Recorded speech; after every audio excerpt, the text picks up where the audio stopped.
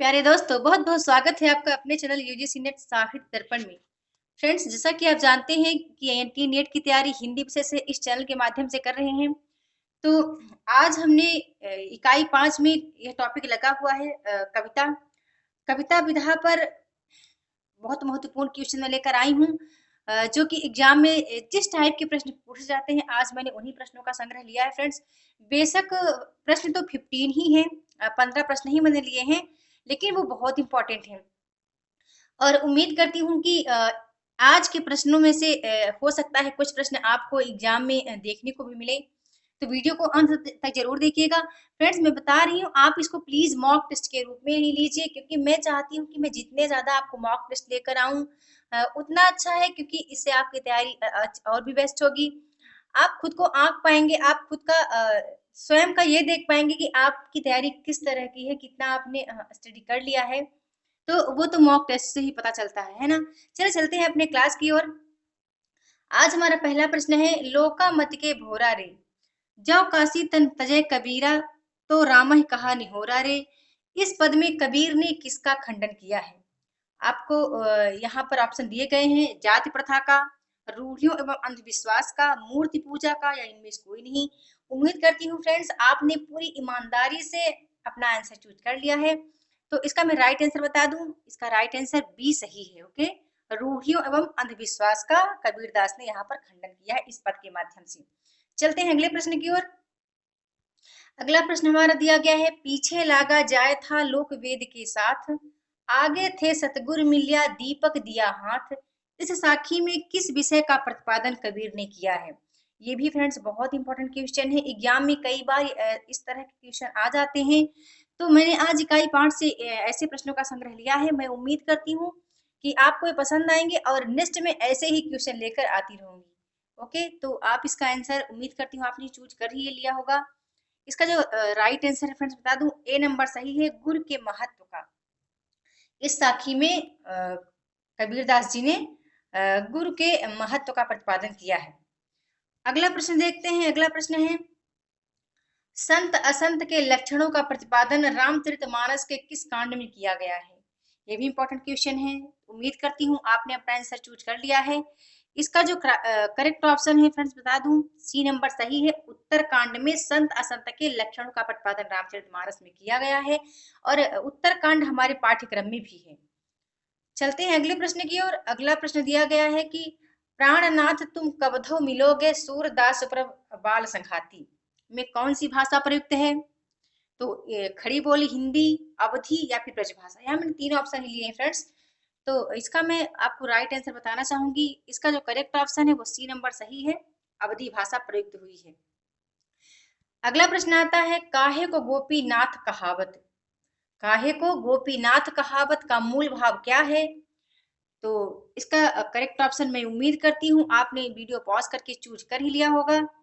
इसका जो right answer है फ्रेंड्स, ए नंबर सही है। कृष्ण के प्रति उपालंब भावना की अभिव्यक्ति होती है इस पंक्ति में। काहे को गोपीनाथ कहावत। ओके, आगे चलते हैं। अगला प्रश्न दिया गया है, ये भी बहुत इंपॉर्टेंट क्वेश्चन है।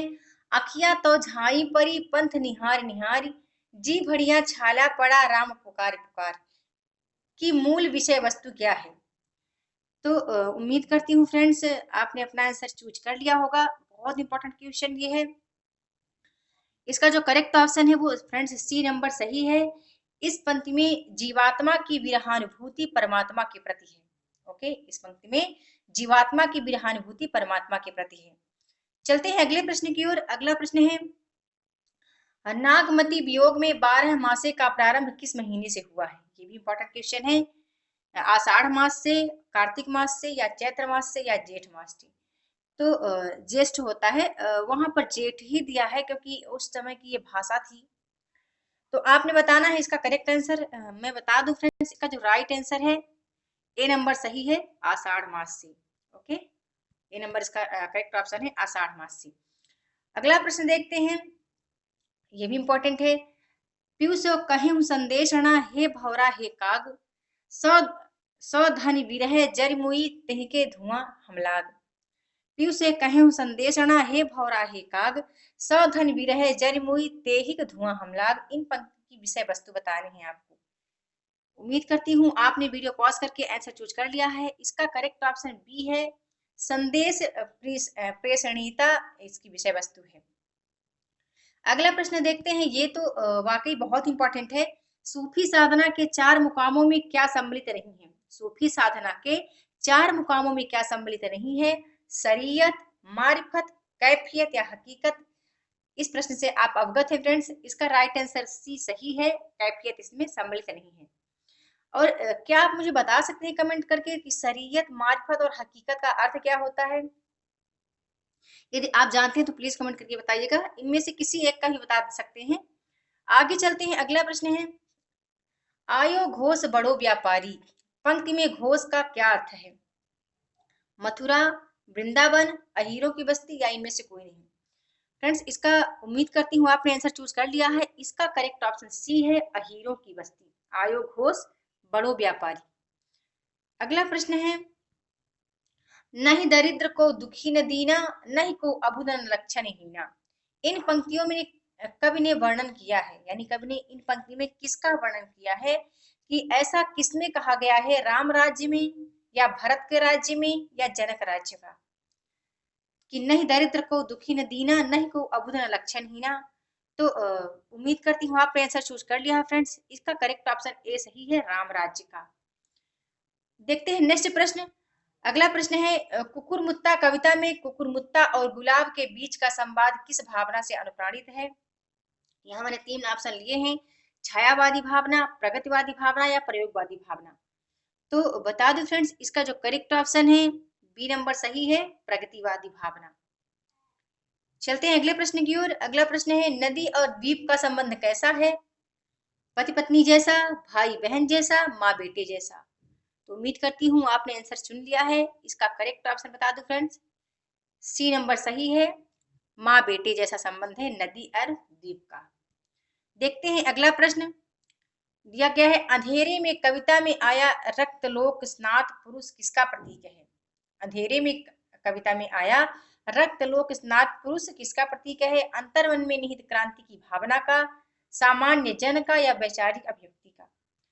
तो आपने वीडियो का पॉज करके आंसर तो चुन ही लिया होगा। इसका करेक्ट ऑप्शन ए सही है, अंतर्मन में निहित क्रांति की भावना का। आज का ये अंतिम प्रश्न है और इम्पोर्टेंट भी है, नदी के द्वीप में नदी किसका प्रतीक है?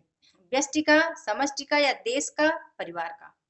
उम्मीद करती हूँ फ्रेंड्स आपने आंसर चूज कर लिया है। इसका करेक्ट ऑप्शन मैं बता दूं, बी नंबर सही है, समष्टि का। ओके, बेशक मैंने 15 क्वेश्चन लिए हैं, बहुत इंपॉर्टेंट है। प्लीज आप कमेंट करके बताना क्या ऐसे प्रश्न ही आपको चाहिए। फ्रेंड्स, मैं जल्द मिलती हूँ अपने नेक्स्ट वीडियो में न्यू टॉपिक के साथ। तो आपको आज की वीडियो कैसी लगी प्लीज बताइएगा, और हाँ, वीडियो को लाइक करना ना भूलिए। ओके, वीडियो के साथ बने रहने के लिए बहुत बहुत धन्यवाद।